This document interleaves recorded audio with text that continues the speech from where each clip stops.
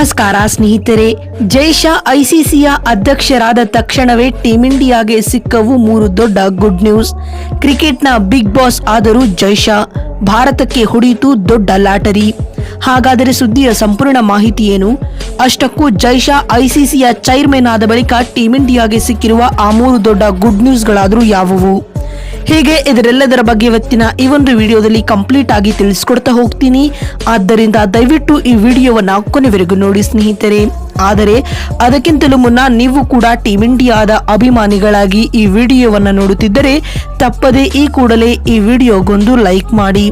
ಹೌದು ಸ್ನೇಹಿತರೆ, ಕಳೆದ 2 ವರ್ಷಗಳಿಂದ ಬಿಸಿಸಿಐನ ಬಿಗ್ ಬಾಸ್ ಆಗಿದ್ದ ಅಮಿತ್ ಶಾ ಪುತ್ರ ಜೈಶಾ ಇದೀಗ ಐಸಿಸಿಯ ಹೊಸ ಚೇರ್ಮನ್ ಆಗಿ ಆಯ್ಕೆಗೊಂಡಿದ್ದಾರೆ ಮತ್ತು ಬರುವ ಡಿಸೆಂಬರ್ 1ರಿಂದ ಜೈಶಾ ರವರು ತಮ್ಮ ಕಾರ್ಯಾವಧಿಯನ್ನ ಆರಂಭಿಸಲಿದ್ದಾರೆ ಸ್ನೇಹಿತರೆ. ಮತ್ತು ಇದಲ್ಲದೆ 35 ವರ್ಷದ ಜೈಶಾ ಅಂತಾರಾಷ್ಟ್ರೀಯ ಕ್ರಿಕೆಟ್ ನಿಯಂತ್ರಣ ಮಂಡಳಿಯ ಅಧ್ಯಕ್ಷರ ಸ್ಥಾನಕ್ಕೆ ಇರುತ್ತಿದ್ದಂತೆ ಐಸಿಸಿಯ ಮುಖ್ಯಸ್ಥನಾದ ಅತ್ಯಂತ ಕಿರಿಯ ವ್ಯಕ್ತಿ ಎನಿಸಿಕೊಂಡಿದ್ದಾರೆ.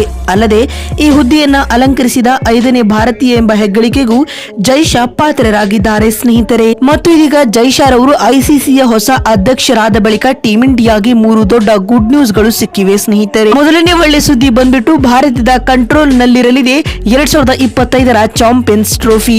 ಹೌದು ಸ್ನೇಹಿತರೆ, ನಿಮಗೆಲ್ಲ ಗೊತ್ತಿರುವಂತೆ 2025ರ ಚಾಂಪಿಯನ್ಸ್ ಟ್ರೋಫಿಯ ಆತಿಥ್ಯವನ್ನ ಪಾಕಿಸ್ತಾನ ವಹಿಸಿಕೊಳ್ಳುತ್ತಿದೆ ಸ್ನೇಹಿತರೆ. ಈ ನಡುವೆ ಐಸಿಸಿಯ ನಿರ್ಧಾರವೇ ಅಂತಿಮ ನಿರ್ಧಾರವಾಗಿರಲಿದೆ ಸ್ನೇಹಿತರೆ.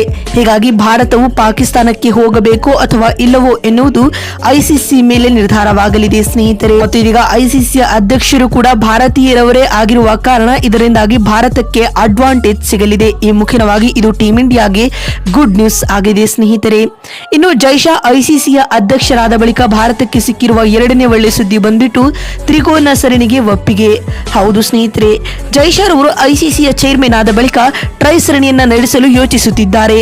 ಪ್ರಮುಖವಾಗಿ ಭಾರತ ಹಾಗೂ ಆಸ್ಟ್ರೇಲಿಯಾ ಮತ್ತು ನ್ಯೂಜಿಲೆಂಡ್ ನಡುವೆ ತ್ರಿಕೋನ ಸರಣಿಯನ್ನ ಆಡಿಸುವುದಾಗಿ ಜೈಶಾ ಚಿಂತಿಸುತ್ತಿದ್ದಾರೆ ಎಂದು ವರದಿಗಳಾಗಿವೆ. ಇದರೊಂದಿಗೆ ಇದು ಕ್ರಿಕೆಟ್ ಜಗತ್ತಿಗೆ ದೊಡ್ಡ ಗುಡ್ ನ್ಯೂಸ್ ಆಗಿದೆ ಅಂತ ಹೇಳಬಹುದು.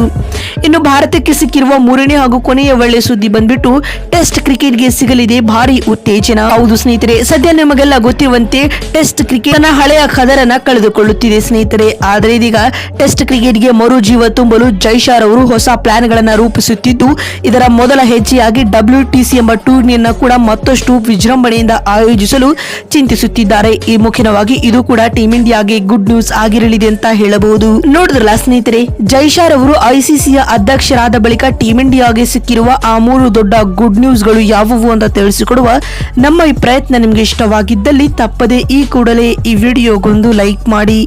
ವಿಡಿಯೋವನ್ನ ಇಲ್ಲಿವರೆಗೂ ನೋಡಿದ್ದಕ್ಕಾಗಿ ಧನ್ಯವಾದಗಳು. ಮತ್ತೊಂದು ವಿಡಿಯೋದಲ್ಲಿ ಸಿಗ್ತೀನಿ. ಅಲ್ಲಿವರೆಗೂ ನಮಸ್ಕಾರ, ಧನ್ಯವಾದಗಳು ಸ್ನೇಹಿತರೆ.